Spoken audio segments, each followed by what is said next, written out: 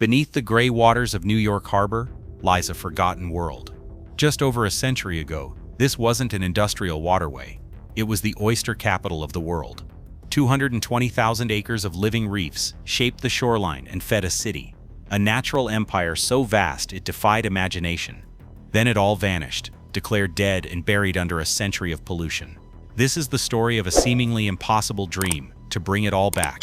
It's a tale of collapse, resilience, and a daring gamble that's rewriting the future of one of the world's most famous harbors. Stick around until the end to see the stunning results of a project that everyone said was doomed to fail. Long before the skyline was dotted with skyscrapers, it was defined by something else entirely: oysters. The waters around Manhattan were a thriving underwater metropolis. Oyster reefs sprawled across more than 200,000 acres, an ecosystem so immense and robust that early Dutch ships had to navigate carefully to avoid running aground on them. For the Lenape people, the original inhabitants of this land, these reefs were the cornerstone of life. They were more than just a convenient food source. Oysters were woven into the very fabric of their culture. The shells were used as tools and in ceremonies, and the harvest rhythms were tied to the seasons. To this day, archaeological digs on the islands and shorelines reveal ancient mounds of oyster shells, stacked high by generations who understood and respected this abundant gift from the sea. When European settlers arrived, they quickly recognized this incredible bounty. Oysters became New York's first signature food, a democratic dish enjoyed by everyone. Street vendors sold them by the bucketful. Bustling taverns served hearty oyster stew to dock workers and bankers alike. The demand was so immense that the city's waste, the mountains of discarded shells, was used as landfill, literally expanding the shoreline and creating new land for the growing city. By the late 1800s, New York had proudly earned the nickname the oyster capital of the world. Historical records show that millions of oysters were shipped out from the harbor each week, sent to distant cities, and served on countless local tables. But these oysters were far more than just a meal. They were the unsung heroes of the harbor, its natural engineers. A single oyster can filter up to 50 gallons of water a day. Multiply that by billions and you have a natural, self-cleaning filtration system that kept the harbor's water remarkably clear. By consuming algae and suspended particles, they removed sediment and created conditions for sunlight to penetrate, supporting underwater plant life. Their physical structures, the reefs themselves, were just as vital. These massive, complex formations of shell and living animal provided critical habitat for an incredible diversity of marine life. Fish, crabs, shrimp, and countless other organisms found food and shelter within their nooks and crannies. Furthermore, these sprawling reefs acted as natural breakwaters. They absorbed the energy of waves, buffering the shoreline from erosion and calming the waters during storms, protecting the city's growing infrastructure. For generations, these living structures made the harbor not just navigable, but abundantly alive. They were an engine of commerce and a daily presence in the lives of New Yorkers. Their importance was so recognized that as early as 1715, colonial authorities implemented laws to protect the oyster beds, including bans on harvesting during the spawning season. Oysters were, without exaggeration, the foundation upon which New York City was built. They were currency, culture, and sustenance, all at once. The city's identity was forged in saltwater and shell, and for a long golden age, it seemed as if this incredible natural wealth would last forever. However, this era of abundance couldn't withstand the relentless pressure of a rapidly industrializing and growing city. The very success of the oyster industry planted the seeds of its own destruction. The city's insatiable appetite for oysters, matched by its hunger for expansion and profit, soon pushed the reefs to their absolute breaking point. Harvesting methods became increasingly destructive. Fishermen moved from simple tongs to industrial-scale dredges that were raked across the seabed, scraping the reefs flat and hauling out millions of oysters each week. This overharvesting severely weakened the reef structures and made it impossible for the oyster populations to replenish themselves naturally. But the final, crushing blow came from above the waterline. As New York City's population exploded in the late 19th and early 20th centuries, its infrastructure couldn't keep pace.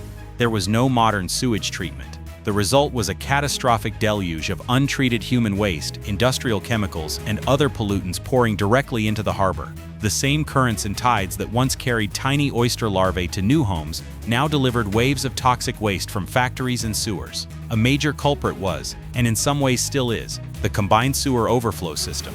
These are pipes designed to carry both stormwater and raw sewage. During heavy rains, the system becomes overwhelmed and simply dumps the untreated mixture directly into the estuary to prevent backups into city streets. This became a daily grim fact of life for the harbor. The consequences were swift and devastating. The water grew dark and murky. Oxygen levels plummeted, suffocating marine life. Disease ran rampant through the already stressed oyster beds. The harbor's natural balance was shattered. The end arrived officially in 1927. The last commercial oyster grounds in New York Harbor were permanently shut down. Public health officials declared the shellfish unsafe to eat, and an industry that had defined the city for centuries vanished almost overnight. The loss was far more than just culinary or economic. It was a complete ecological collapse. Without the billions of oysters constantly filtering the water, sediment and algae built up, clouding the water and blocking sunlight. The complex web of life that depended on the reefs for habitat and food disintegrated. Fish and bird populations crashed. The harbor's reputation transformed from an engine of abundance to a national joke, an open, filthy sewer. For decades, the water was considered biologically dead. City planners turned their backs on the harbor, focusing on terrestrial growth while the waters languished in a state of profound neglect. The story of New York Harbor became a stark, cautionary tale for the entire nation, proof that even the richest ecosystem could be utterly undone by human short-sightedness and unchecked pollution. The long, slow journey back from the brink began not with a dramatic gesture, but with a landmark piece of federal legislation. In 1972, the United States Congress passed the Clean Water Act. This was a sweeping, transformative law that fundamentally changed how the nation viewed its waterways. For the first time, it established a legal framework to hold polluters accountable and set national goals for making all waterways fishable and swimmable. Overnight, the routine dumping of untreated sewage became illegal. This forced New York City and hundreds of others to begin the monumental, expensive, and slow task of upgrading its ancient and overwhelmed infrastructure. The city started building modern wastewater treatment plants, repairing and separating sewer lines, and diligently tracking sources of contamination. It was a massive undertaking that would take decades to show visible results, but it was a start. For the first time in half a century, the harbor had a legal and regulatory lifeline. Gradually, almost imperceptibly at first, water quality began to improve. Little by little, the levels of harmful bacteria and pollutants started to drop, and as the water cleared, life began to tentatively return. Fish were spotted in parts of the estuary they had abandoned long ago. Most importantly, scientists and observant New Yorkers began to notice tiny, tenacious signs of hope.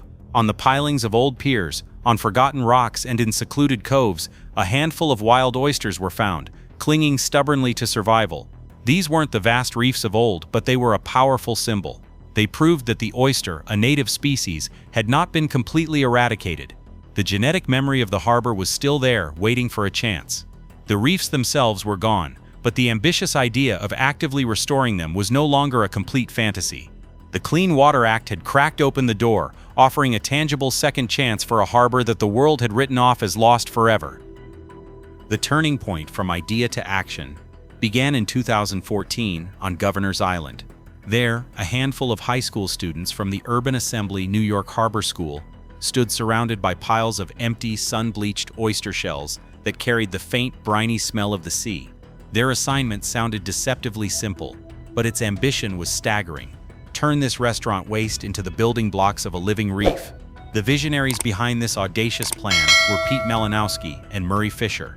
They looked at the city's waste stream and its polluted waters and saw not garbage and hopelessness, but potential.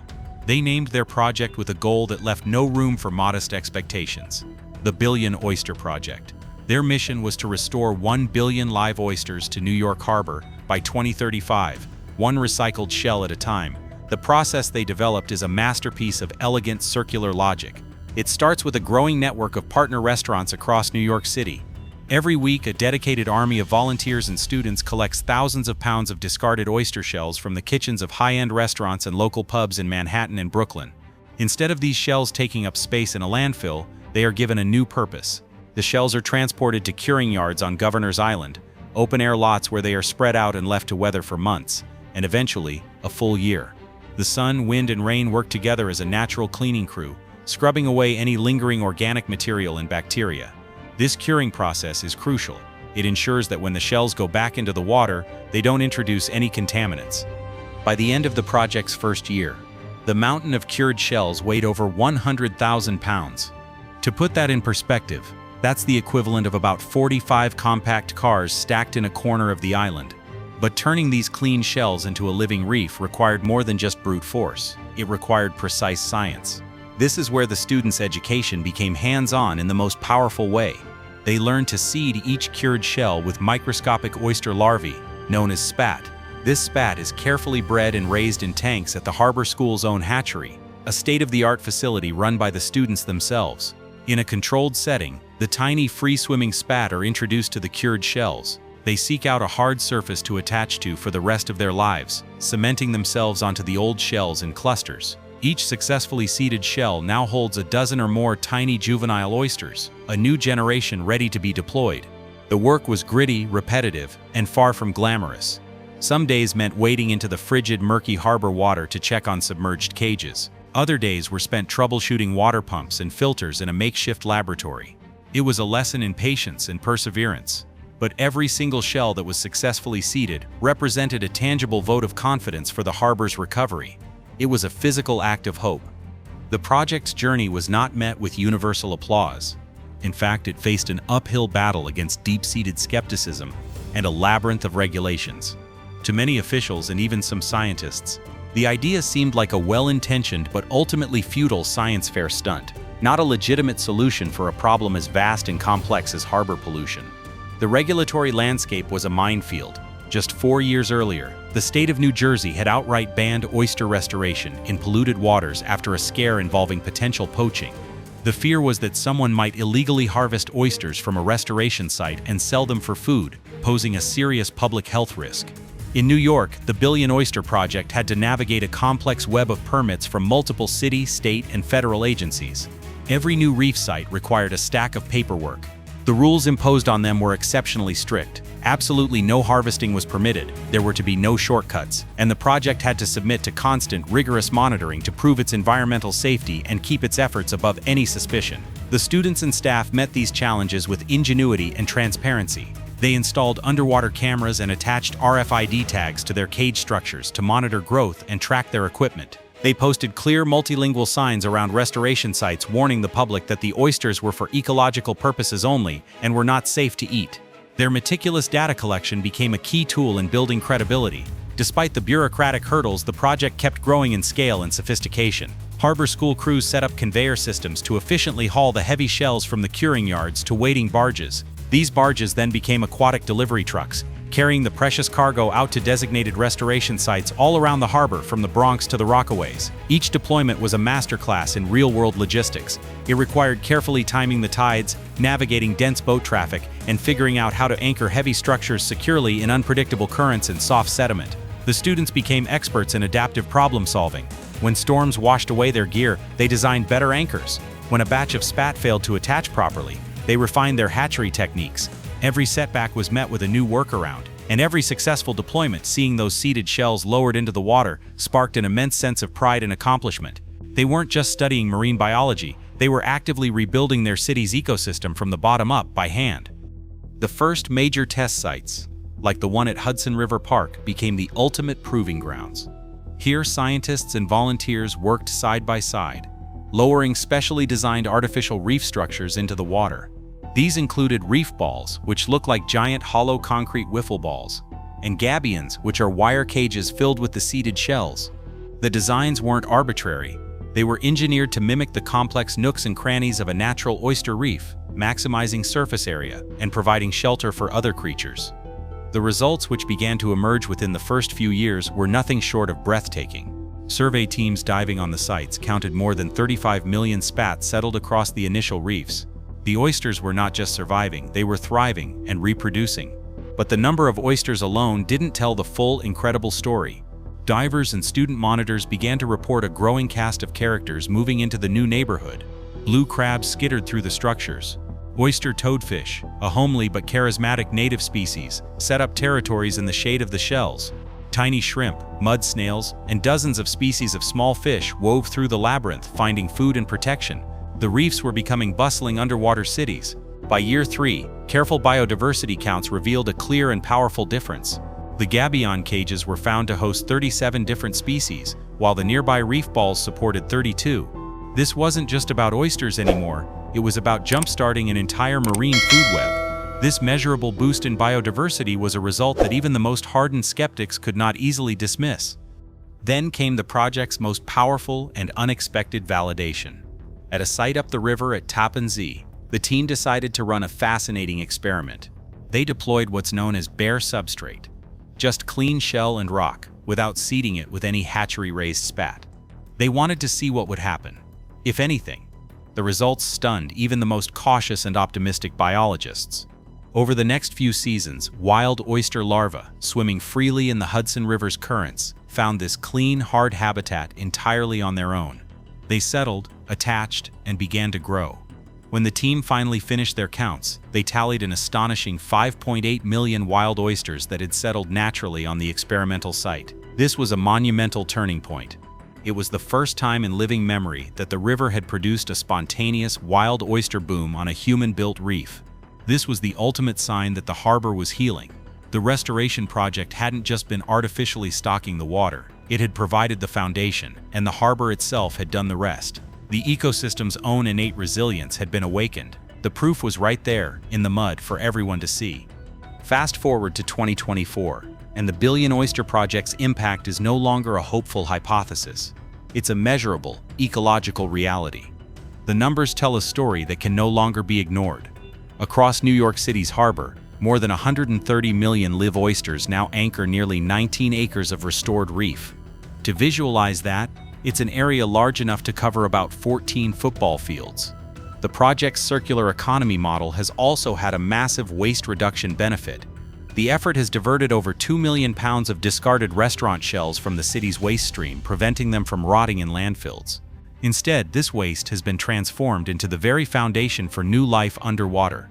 Project coordinators meticulously track each load of shells, each deployment, and every batch of spat produced in the hatchery, creating a vast dataset that charts the harbor's recovery. But these reefs are far more than just numbers on a spreadsheet. They are living, breathing structures. They are dense with oysters that are constantly filtering the water, making it clearer and healthier. They provide essential shelter for a growing community of marine life. In places where the harbor once seemed barren and empty, you can now find robust clusters of oysters stacking up along gabions and reef balls, their shells layered thick from years of steady, dedicated work. Every single acre of habitat reclaimed, every million oysters added, stands as powerful proof that a determined group of students, volunteers, and community advocates can genuinely rewrite the environmental fate of a city's waterfront, one single shell at a time. But despite this incredible progress, it's crucial to understand that the work is far from finished. This is not a simple redemption story with a tidy ending. Each new reef that is deployed still has to run a gauntlet of serious natural and human-made threats. Disease remains a stubborn and ever-present adversary. Pathogens like Dermo and MSX, which are common in East Coast waters, can sweep through an oyster population with devastating speed, especially during warm summer months. A thriving reef can be decimated in a single season, leaving behind nothing but empty shells where vibrant clusters once grew. Marine pathologists at partner labs keep a close watch, constantly testing for early signs of infection and strategically adjusting the sources of broodstock, the parent oysters, to try and breed for disease resistance and stay one step ahead of the next outbreak. Meanwhile, the project's engineering and design teams are in a constant race to outsmart the elements of a changing climate. After dock failures and intense summer heat waves triggered mass die-offs in recent years, engineers have shifted their strategies. They are now using more modular cage designs and placing reefs in slightly deeper, more stable waters to buffer the oysters from extreme temperature swings and the sudden pulses of freshwater from heavy storms, which can lower salinity to fatal levels. Perhaps the most significant ongoing challenge is the city's aging water infrastructure itself. While the Clean Water Act spurred massive improvements, the old problem of combined sewer overflows, CSOs, has not been entirely solved. During heavy rainfall, these systems still discharge a mixture of stormwater and untreated sewage directly into the harbor. This recurring pollution is the primary reason why health officials must maintain strict no-harvest rules.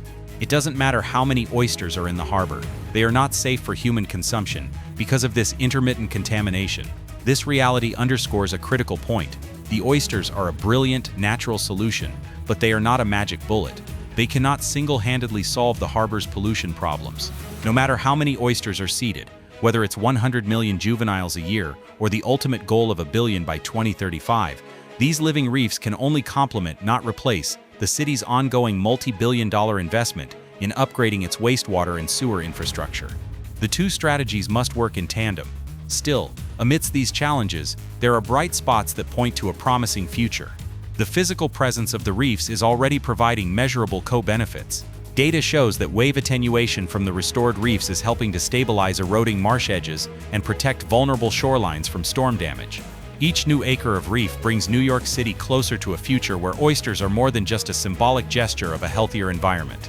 They are becoming a practical, living part of the city's coastal defense system, a natural buffer in an era of rising seas and intensifying storms.